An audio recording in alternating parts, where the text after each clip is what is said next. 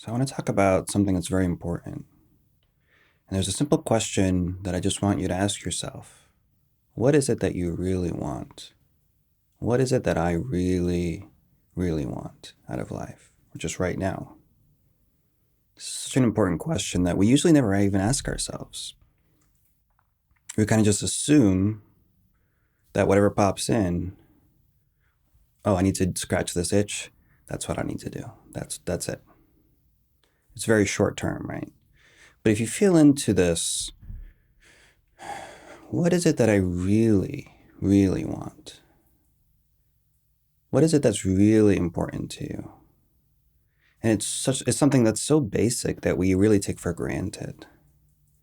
Because if you feel into this, whatever it is that your mind is kind of fixated on right now, maybe it's some project that you're working on, maybe something at work, maybe a relationship. Just there's something that you have to do, right? But if you ask yourself, well, what will that give me? And then what will that give me? And eventually, you're going to get to a sense of, oh, peace. That's what I really want, right?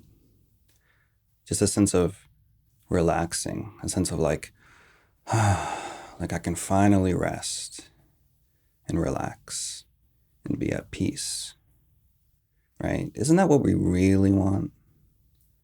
We tend to go on vacations, right? Because we want to feel that way. But then when we're on vacation, our mind is still pretty fixated on something. There's always something that needs to be resolved, right? But, when we do inquiry with whatever that pattern is, we can start to really connect with what it's trying to do for you, right? Which is peace, almost always, or safety, or freedom, or something like that, right? And the thing is, if you start to notice, I don't know if you do any meditation or not, but eventually you're going to start to notice that there's this sense of restlessness. And you don't even have to meditate to notice this, but you can just kind of pay attention throughout the day. Are you ever still? Is there really ever a sense of calm? And checking your email is not calm, right? Watching something on YouTube isn't calm. But really just, can you kind of sit there and enjoy the silence? Can you enjoy the scenery? Probably not. So it's just good to notice that there's this restlessness that's almost always there. We're just not aware of it. And we're so caught up in it all the time, right? And it's so tiring, right? This constant doing, this constant sense of I need to do something, seek something else. There has to be something else than this. I need to feel something else than this, or I need to create something else than this. Now, is that peaceful? Right? Not really. And isn't that what we all kind of get tired of sometimes? And it's just oh, I'm just so tired of this. I wish I could just rest, truly rest. But then how we go about finding that rest is usually just a form of dissociation, almost we're avoiding our feelings. We're avoiding this constant restlessness, this constant doing something by distracting ourselves. And maybe we're still doing something by distracting ourselves, whether it's scrolling through TikTok or messaging people or just watching a show. We're still doing something. But at the same time, there's some relief there, though, because it's a relief from that usual do something mode that we're in, that usual restlessness mode. So it's kind of you're trading a milder restlessness for how you normally feel. And there's nothing wrong with this. So what I want to say here is that there is absolutely nothing wrong with this, what I'm talking about right now. And it's really just a matter of noticing it. We all learn to dissociate when we're children. We learn at a really young age to dissociate, right? And what is that actually? It's a really simple kind of movement, right? It's if I can't find peace in my environment, right? If I can't find peace from those around me, if I don't feel peace in wherever I am right now, right? What can I do about that? How can I create peace, especially as a child? right? Well, you can maybe express how you feel to your parents, but that doesn't usually go that well because they may not understand you, and it might come off as anger. And so then they respond with anger, and now it's like you have to kind of clamp it down and not express how you feel. You can't really run away either, right? You can't really leave your family for peace, especially as a child, because we kind of depend on our families.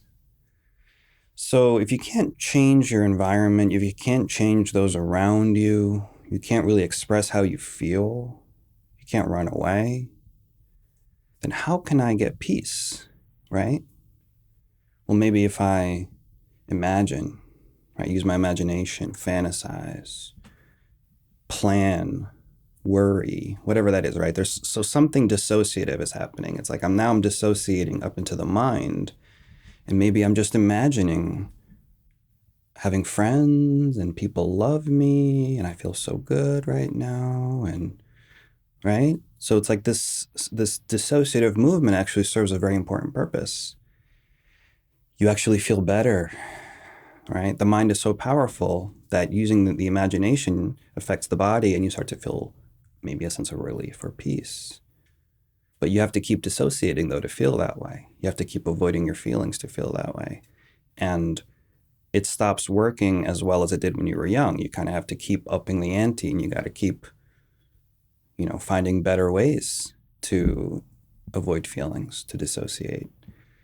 Now, again, there's nothing wrong with this. And what I really want to stress here is that everybody does this. Like literally everybody has this movement of dissociation because we all feel unsafe with our feelings, basically, right? Like we're all taught from a really young age that your feelings are not okay, how you're feeling is not okay.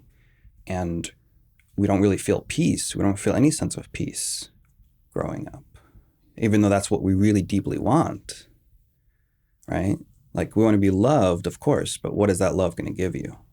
Sense of relaxation, peace, rest, right? And that's like your nervous system just craves that. It needs that, really. So again, when you can't find that in your environment, when you can't make that happen, you have to make it happen somehow by dissociating. And there's no shame in this, right? There's no shame in having these patterns. And it's almost always like, I don't want to be here, like I don't want to feel this way. And there could be anger there could be fear, of course. I'd say avoidance primarily is with anger, but it kind of turns inward, and there could be like sadness, shame. But it's basically like creating a wall, creating a bubble where you can kind of feel safe and maybe have some peace. And this will arise for you, actually, the more that you do this work. You'll start to actually notice it more, where like if you get triggered by somebody, if you feel some strong emotional, maybe anger towards you from maybe your friend or partner or something, now all of a sudden you don't want to talk to them anymore, right? Now all of a sudden you just want to watch TV and just don't talk to me. I don't want to talk anymore.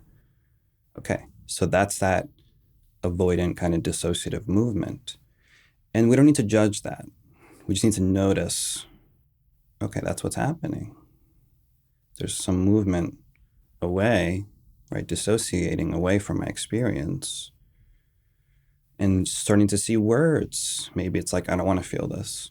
Like, I just don't want to be here anymore. And we don't need to judge these thoughts. We kind of just need to see that's what it is. And then you can ask, well, what is this trying to give me? By not being here, by not feeling this, what does that give me? And probably relief, safety, peace. And starting to see it that way actually really helps, because usually we judge ourselves and we try to resist and we get frustrated, like, why am I like this? Why am I like this? We can judge ourselves for having these coping patterns, but really just seeing them for what they are, that they're innocent. They're just innocent patterns that we learn as children how to basically survive, how to find some relief and peace when you're not really able to find that in your environment, because maybe you're feeling everyone else's stress right? Because maybe your family just has a lot of stress, like most of our families, right? There's a lot of unresolved trauma, right? Generational trauma that gets passed down. So as a child, you're kind of just like feeling all of that. And all that you want, right, is peace. That's really all that we want. Sense of relief, sense of safety, sense of space. Whatever words feel right for you, right? But it's really just like a sense of like, like, okay, I can rest, right? So that's what we really want. And just starting to see it like that can be really helpful.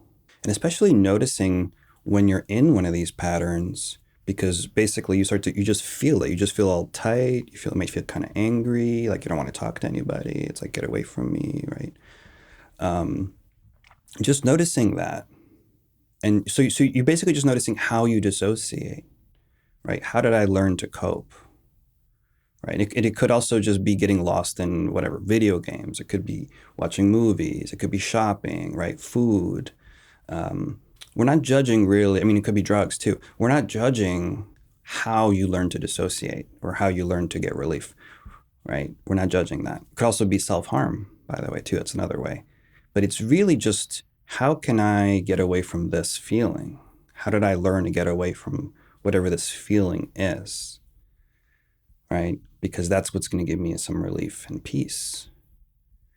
And when we can see that in the moment and not judge ourselves and not shame ourselves for this, and actually do the opposite, maybe give yourself some loving attention, just started noticing like, oh, wow, I must be triggered right now. What do I need right now? Maybe some peace, maybe some quiet, some space. Nothing wrong with that, right? So being kind to yourself in those moments is actually super helpful, because that's what really starts to dissolve the pattern, right? Because in those moments when we were dissociating as children, that's kind of what we really needed the most, right? We needed to be held, supported, loved, but we didn't really get that, right? Because maybe we didn't feel safe asking for it, or maybe just there was nobody around, right? Because maybe we were alone, right? So whatever the circumstances are, you didn't choose to have these patterns. It's just kind of an inevitable thing. It's just like, what else were you going to do? When you can't change your environment, you can't run away, you just have to cope somehow, right? So try noticing that. Try noticing that pattern of dissociation and just see how it shows up for you. How is it that I dissociate? How is it that I move away from my experience?